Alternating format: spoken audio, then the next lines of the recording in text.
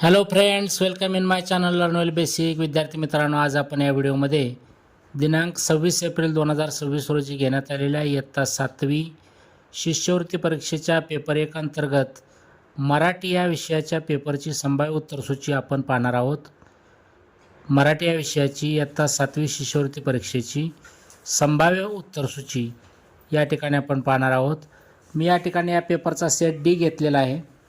विद्यार्थी मित्रांनो, इयत्ता 4थी स्कॉलरशिप, इयत्ता 7वी स्कॉलरशिप, इयत्ता 8वी NMMS तसेच इयत्ता 5वी ते 10वीचे विविध शैक्षणिक व्हिडिओज पाहण्यासाठी या चॅनलला नक्की सबस्क्राईब करा. तर सुरू करूयात. प्रश्न पहिला पहा. टिंबटिंब दिवस संपत आले होते, याचं उत्तर येईल पर्याय क्रमांक 2 उन्हाळ्याचे. प्रश्न दुसरा, सारे टिंबटिंब, तर याचं उत्तर येईल पर्याय क्रमांक 3 उकाड्याने हैराण झाले होते.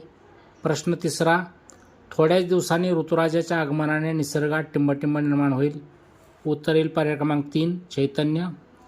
प्रश्न चौथा, पुढीलपैकी वेगळ्या अर्थाचा शब्द असलेला पर्याय निवडा, उत्तर येईल पर्याय क्रमांक 1 दिव्य. प्रश्न पाचवा, पुढीलपैकी शुद्ध शब्द ओळखा, तर या ठिकाणी मृत्युंजय हा शुद्ध शब्द आहे, पर्याय क्रमांक 4. प्रश्न सहावा, अलंकारिक शब्द व त्याचा अर्थ यातील चुकीच्या अर्थाचा पर्याय निवडा म्हटलं आहे, तर याचं उत्तर येईल पर्याय क्रमांक 3 पांढरा कावळा, अतिशय शांत वृत्तीचा.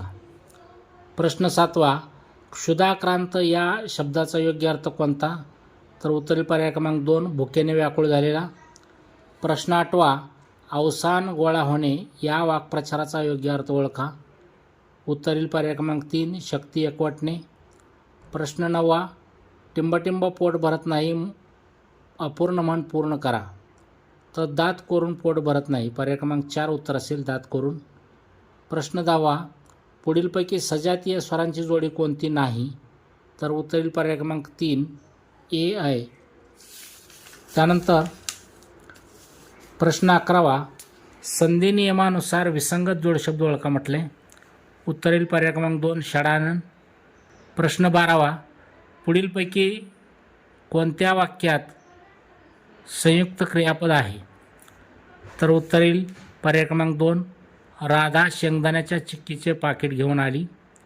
प्रश्न 13वा, पाठ्यपुस्तकांखेरीज अवांतर पुस्तकांचे वाचन करावे या वाक्यातील अधोरेखित शब्दाची जात ओळखा, तर खेरीज, पाठ्यपुस्तकांखेरीज, खेरीज हे शब्दयोग्य अव्यय आहे, पर्याय क्रमांक 2 उत्तर येईल. प्रश्न 14वा, पुढीलपैकी स्त्रीलिंगी नाम कोणते, तर पर्याय क्रमांक 1च उत्तर असेल थाप, ती थाप आपण म्हणतो. प्रश्न 15वा, वचन प्रकारानुसार विसंगत नाम ओळखा, तर उत्तर येईल पर्याय क्रमांक 3 सामना. प्रश्न 16वा, पुढीलपैकी सप्तमी विभक्तीचे प्रत्यय कोणते, तर त इ आ, पर्याय क्रमांक 4 हे उत्तर असेल. प्रश्न 17वा, स्वातंत्र्यप्राप्तीसाठी क्रांतिकारकाने बलिदान दिले होते या वाक्यातील अधोरेखित शब्दांची विभक्ती ओळखा, तर क्रांतिकारकांनी, तर नी ही शी हे तृतीय विभक्तीचे प्रत्यय असतात, पर्याय क्रमांक 2 येईल उत्तर तृतीया. प्रश्न 18वा, आम्ही सहलीला गेलो या वाक्याचा प्रयोग ओळखा, उत्तर येईल पर्याय क्रमांक 3 अकर्मकर्तरी.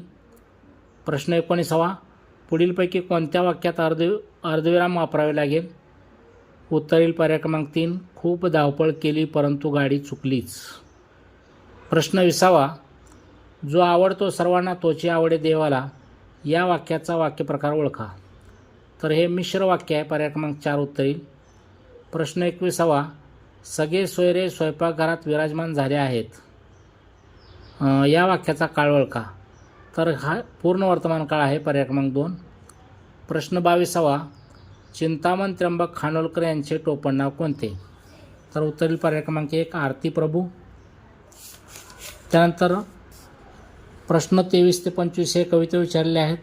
प्रश्न 23वा पहा, दीनबंधू कोणास म्हटले आहे, तर उत्तर येईल पर्याय क्रमांक 1 अपंगाला.